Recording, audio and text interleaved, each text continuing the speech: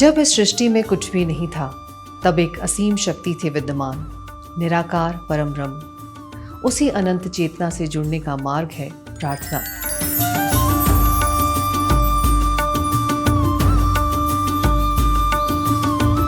जो हमें ले जाती है अहंकार से विनम्रता की ओर, अशुद्धि से मन की शुद्धि की ओर, अंधकार से प्रकाश की ओर और भटकते विचारों से शांति की ओर।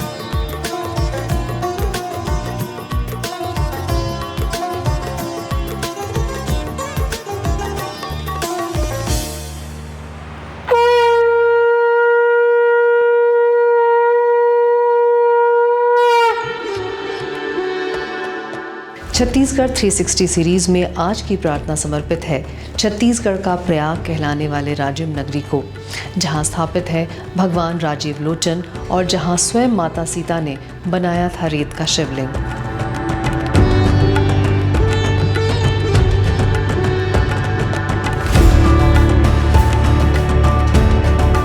एक पुण्य धरा जो कहलाती है छत्तीसगढ़ का प्रयाग।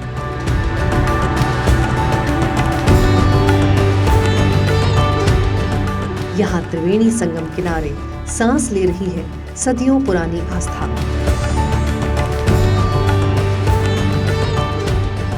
इसी पावन भूमि पर स्थापित है एक प्राचीन धाम।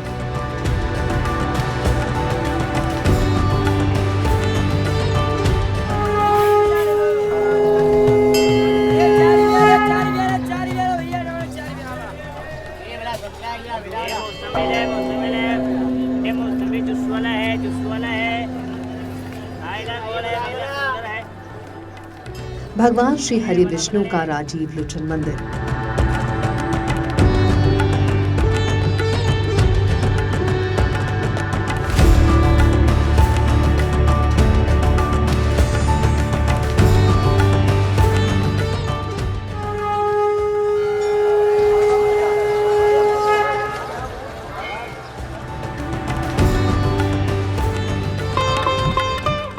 छत्तीसगढ़ भारत के हृदय में बसी वो भूमि है जो अपनी घनी हरियाली, नदियों, पर्वतों और प्राचीन सांस्कृतिक परंपराओं के लिए प्रसिद्ध है।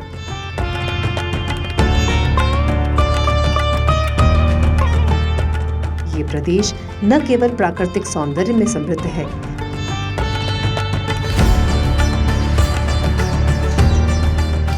बल्कि यहाँ की भूमि इतिहास, आस्था और आध्यात्म की गहराइयों को भी समेटे हुए है।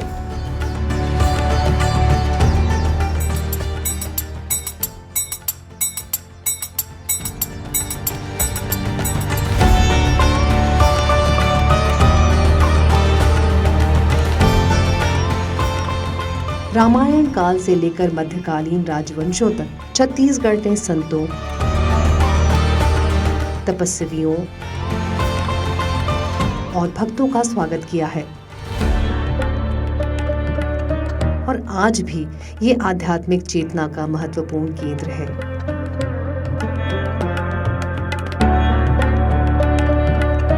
इसी छत्तीसगढ़ की पवित्र धरती पर एक स्थान ऐसा है जिसे श्रद्धा और भक्ति से छत्तीसगढ़ का प्रयाग कहा जाता है।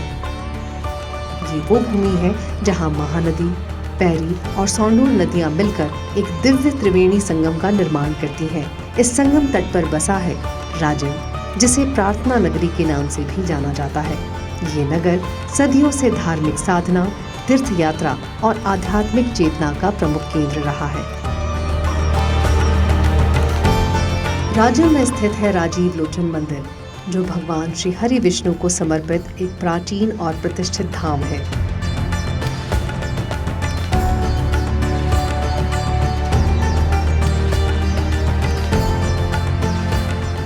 ये मंदिर न केवल धार्मिक आस्था का केंद्र है, बल्कि छत्तीसगढ़ की सांस्कृतिक और ऐतिहासिक धरोहर का भी अनमोल प्रतीक है।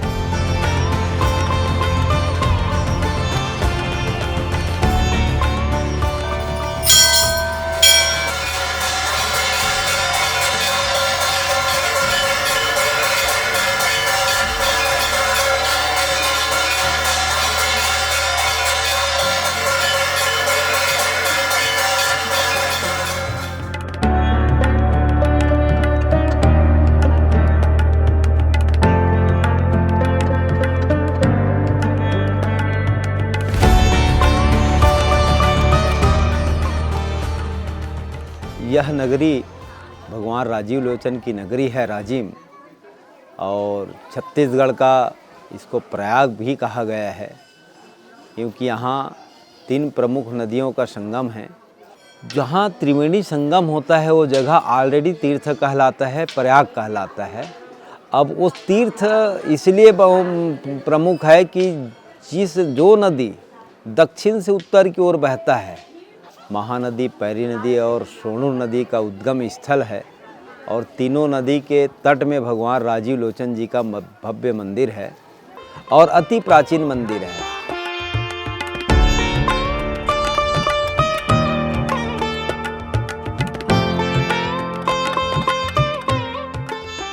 राजीव लोचन मंदिर की वास्तुकला नागर शैली की उत्कृष्ट मिसाल है, जो उत्तर भारतीय मंदिरों की शुरुआत को दर्शाती है।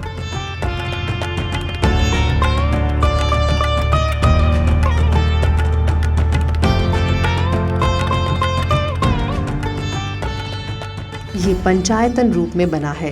पंचायतन शैली में मंदिर वास्तुकला की वो शैली होती है जिसमें मुख्य गर्भगृह के चारों कोनों पर 4 छोटे मंदिर बनाए जाते हैं।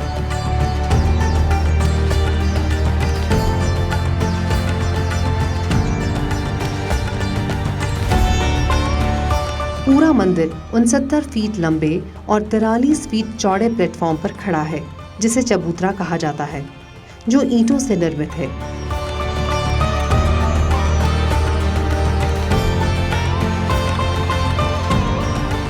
लोक कथाओं के अनुसार इस मंदिर को स्वयं देव शिल्पी भगवान विश्वकर्मा ने डिजाइन किया था।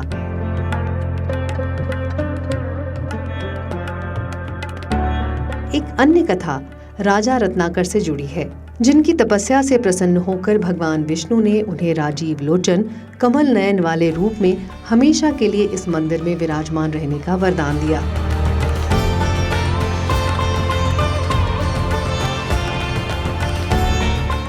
शिखर 4 मंजिला एक वर्गाकार पिरामिड जैसा है।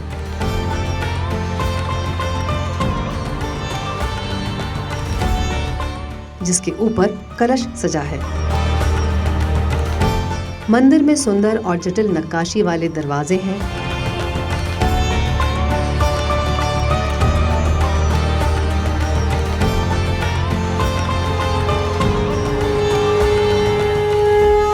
ये जो चित्रकला बना है वो उसी समय का है, बहुत प्राचीन है, जिसमें मंदिर का नाम है राजिम भक्ति माता दानेश्वर मंदिर। सूर्य विष्णु राज राजेश्वर शिवलिंग है, विष्णु द्वार है, अष्टभुजी गणपति जी है, राजा जगतपाल जी है, नरसिंहनाथ जी विराट रूप जगन्नाथ जी है, बद्रीनाथ जी है, 52 देव ग्रह अवतार है।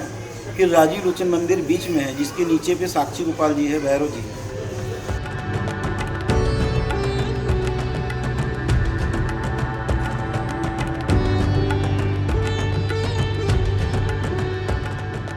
मंदिर के हृदय में विराजमान है भगवान राजीव लोचन, श्री विष्णु का कमल नयन वाला रूप।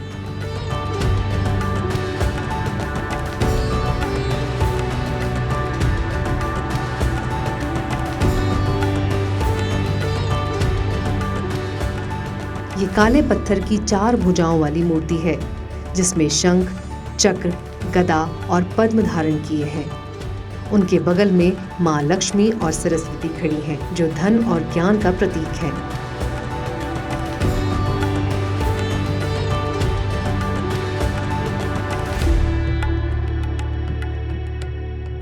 भगवान विष्णु है जिसका नेत्र कमल के समान हो, वो राजीव लोचन है, 4 भुजाधारी है। साथ में विराजमान है लक्ष्मी जी, माया जी, बालाजी, शालिग्राम जी विराजमान है। गजेंद्र मोक्ष को ऐसे उठाते हुए हाथी को नाल से खींच रहे हैं, तो मंगर पैर को पकड़े हुए हैं, हाथी ऊपर है, जो कमल के फूल भगवान को अर्पित कर रहे हैं।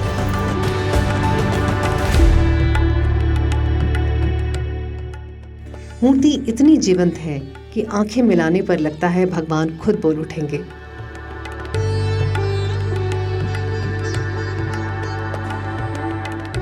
वैष्णव परंपरा में ये विष्णु का शांत और रक्षक रूप है।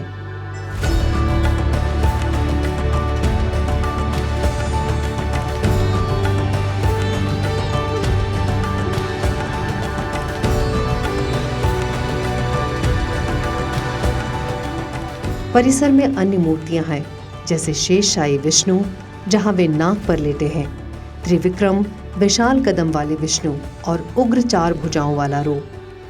दिलचस्प बात यह है कि यहाँ भगवान बुद्ध की मूर्ति भी है, जिसे विष्णु का 9वां अवतार माना जाता है।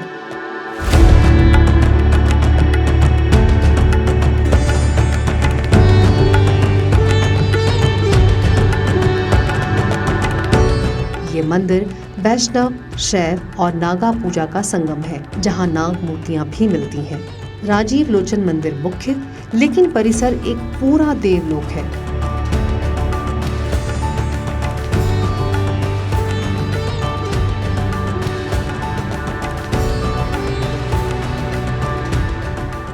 मुख्य मंदिर राजीव लोचन जी है, उस तरफ विष्णु लोग लगते हैं। विष्णु लोग में नरसिंहनाथ जी विराट रूप, बद्रीनाथ जी 52 देव और बड़ा होता है। ये विष्णु लोक उस पार विष्णु लोक का मेन गेट है, और इस तरफ से शिव जी का राजेश्वर, दानेश्वर, भूतेश्वर, पंचेश्वर, कुलेश्वर, ये महानदी, पैरी, सोहू संगम इस तरफ है।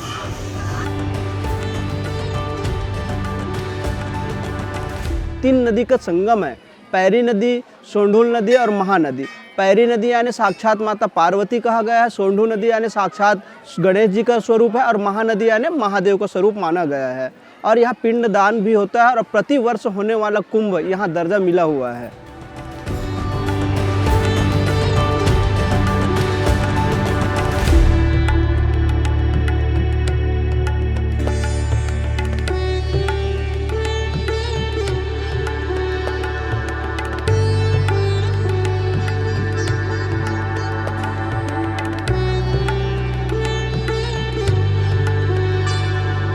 चार कोनों पर छोटे मंदिर हैं, जैसे नरसिंह, शेर मुख वाला विष्णु,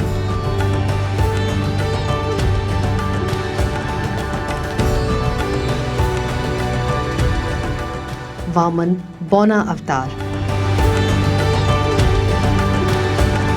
वराह सुअर अवतार और बद्रीनाथ।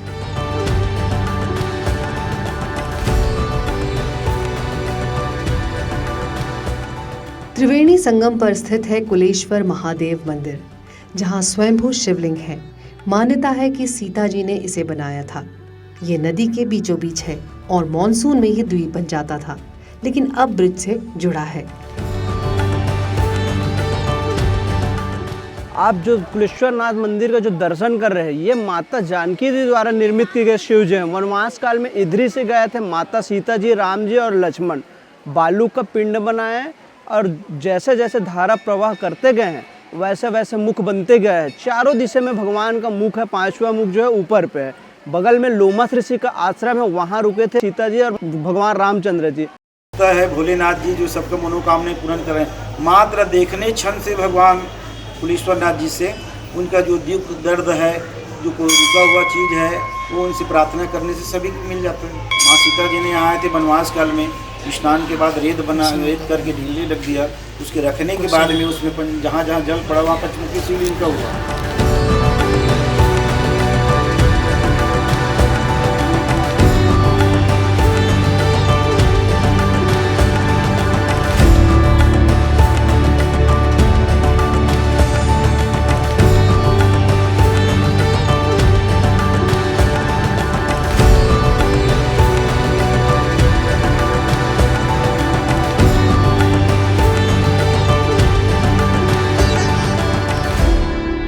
जो बाढ़ है जो अधिक जब होते हैं बारिश तभी आते हैं, इनके ऊपर आ जाते हैं कम से कम 5 फीट 7 फीट पानी के ऊपर। जब महानदी, पैरी नदी, सोंडू तीनों नदी जब धार एक होते हैं तो भगवान को स्नान करके वो आपस धीरे धीरे नीचे चले जाते हैं। बाढ़ जितने भी आ जाते हैं, मंदिर वहीं है, पीपल का झाड़ है, वहाँ माँ गंगा है और कार्तिकेय महाराज हैं, माँ पार्वती है, शमशान काली का है मूर्ति वहाँ, और शीतला माता जी का है। ऐसे बहुत सी मूर्ति हैं, रामचंद्र जी का है, दुर्गा जी का है। कुलेश्वर महादेव नदी के बीच में ही स्थित है और उसकी जिस प्रकार से भगवान शंकर का जो मान्यता है यहाँ पे कि हर आने वाला श्रद्धालु जो है वो राजीव लोचन भगवान के दर्शन करने के पश्चात और महादेव, कुलेश्वर महादेव का भी दर्शन करके ही और जाते हैं। ये जो लक्ष्मण झूला जो बना हुआ है ये लगभग 5 साल हुआ है, जिसमें अधिक संख्या में आज की डेट में पूरा श्रद्धालु आके दर्शन कर रहे हैं, जो कि पहले इतने श्रद्धालु बारिश के समय नहीं आ पाते थे। लेकिन आज का ऐसा है कि हजारों की संख्या में डेली आने का सौभाग्य मिले, सभी दर्शन कर रहे हैं।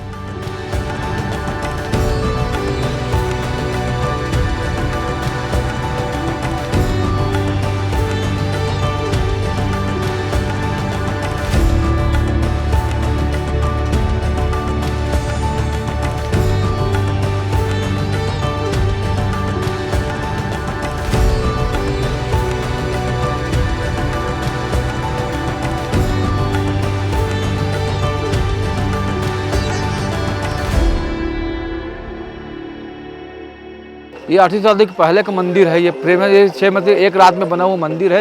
ये गजेंद्र मुख चहरियाँ अवतार है। विश्व में एक ही मंदिर है, मूर्ति है यहाँ, बाकी और कोई दूसरा जगह नहीं है ये।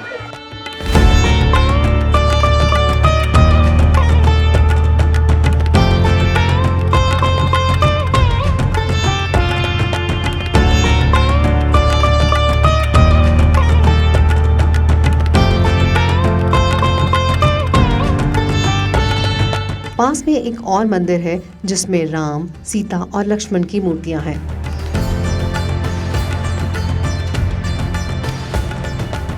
लोमस ऋषि आश्रम में रामायण काल के देवता विराजमान हैं।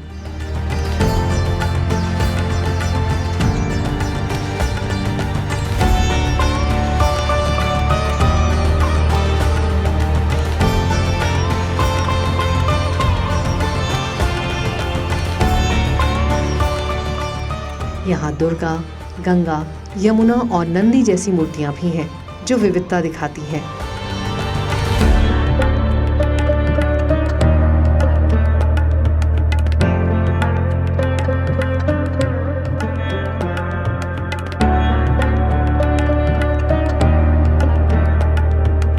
राजीव लोचन मंदिर की नींव लगभग 1300 साल पहले रखी गई थी।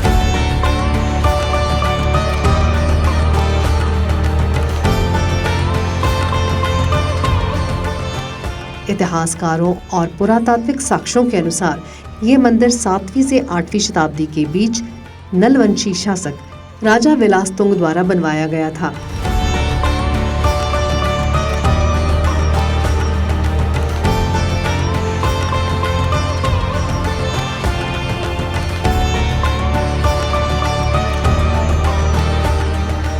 यही वो राजवंश था जिसने पुष्करी, जिसे आज भोपालपट्टनम कहा जाता है।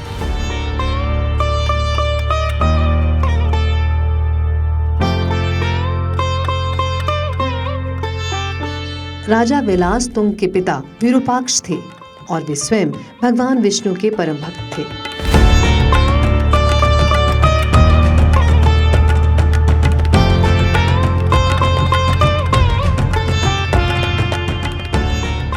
कुछ विद्वान इसे 5वीं शताब्दी का भी मानते हैं, विशेष रूप से अलेक्जेंडर कंकिंघम जैसे पुरातत्वविद।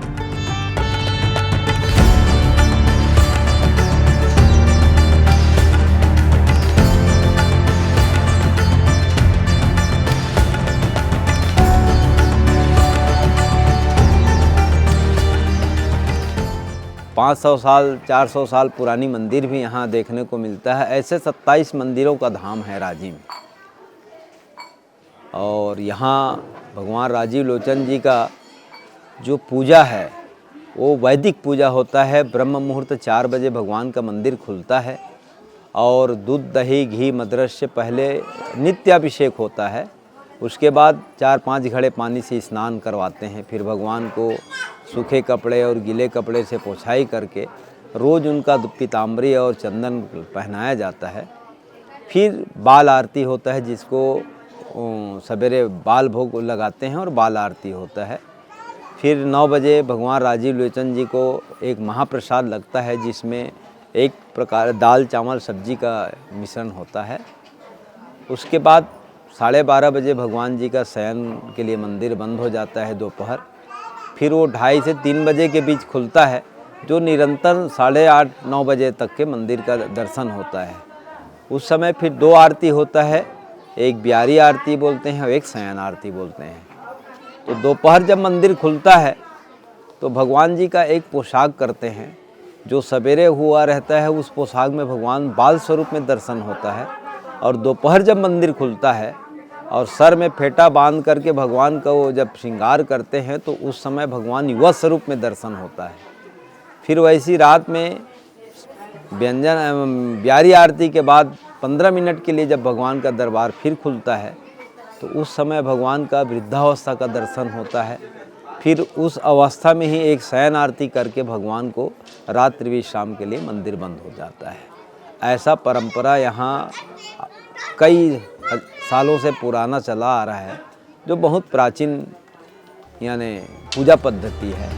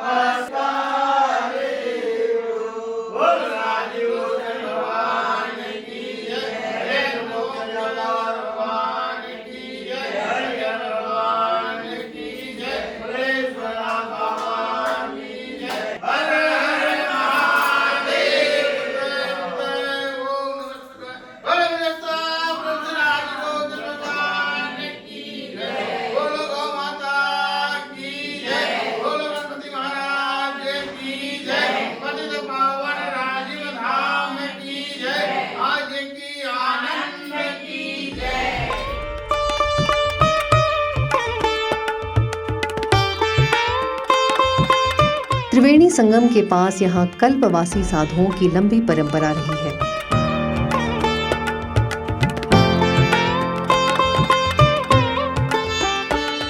राजिम कुंभ के दौरान आज भी देश भर से हजारों साधु यहाँ कल्पवास करते हैं।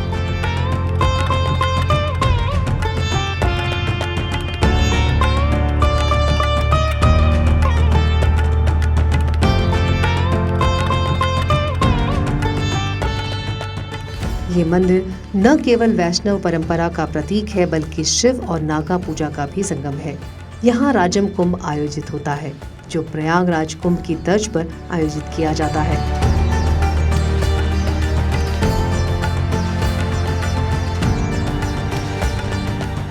इसे देश का 5वां कुंभ माना जाता है।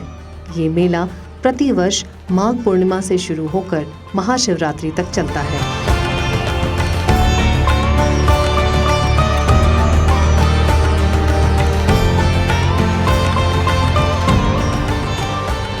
इस दौरान लाखों श्रद्धालु त्रिवेणी संगम पर स्नान करते हैं और राजीव लोचन व कुलेश्वर महादेव में पूजा अर्चना करते हैं।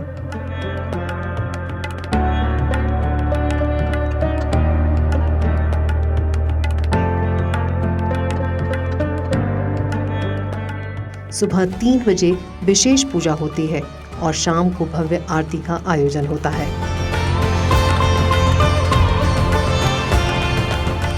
नागा साधु जुलूस निकालते हैं, युद्ध खेल प्रस्तुत करते हैं और सांस्कृतिक कार्यक्रम भी प्रस्तुत किए जाते हैं।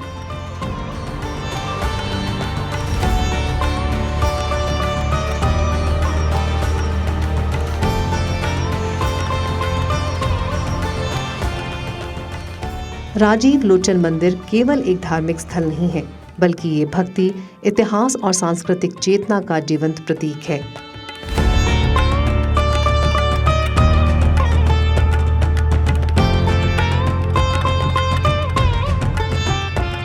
राजीव लोचन मंदिर की भव्यता और ऐतिहासिक महत्व के अलावा छत्तीसगढ़ पर्यटन के लिए भी ये एक आकर्षण का स्थल है। माघ पूर्णिमा राजीव लोचन का प्रकाट उत्सव है और वहाँ से 13 दिन बाद में आपका महाशिवरात्रि आता है, जो भोलेनाथ का विशेष शिवरात्रि कहलाता है। इस बीच में प्राचीन बहुत पहले मेला चलता था, बाद में इसको अर्ध कुंभ का रूप दिया गया, उसके बाद फिर कुंभ का रूप दिया गया। अभी उस नाम को कल्प कुंभ का नाम दिया गया है, ताकि ये निरंतर यहाँ चलता रहे। तब से राजिम की जो व्यवस्था है, कुंभ की व्यवस्था है, भव्य होता है, सरकार के द्वारा संचालित होता है और चारों तरफ से साधु महात्मा संत ऋषि मुनि सभी पहुँचते हैं। शंकराचार्य का आगमन होता है, महामंडलेश्वरों का आगमन होता है। तो राजिम उस परेड में पूरा धर्ममय धार्मिकमय रहता है और लोग दूर दूर से आते हैं, ऐसे महापुरुषों का आशीर्वाद लेते हैं और कहते हैं कि कहाँ हम जाएं, काशी मथुरा हमारे लिए सब यहीं। उसके बाद फिर ये मेला का समापन महाशिवरात्रि के बाद होता है। जो देखते बनता है वो कुंभ में धर्म की ध्वजारोहण से लेकर के आस्था का केंद्र बिंदु जो रहता है वो भव्य रहता है। त्रिवेणी संगम के किनारे स्थित ये मंदिर अपनी अद्भुत वास्तुकला, प्राचीन कथाओं और भव्य मेला आयोजन जैसे राजिम कुंभ के कारण हर साल लाखों श्रद्धालुओं और पर्यटकों को अपनी ओर खींचता है।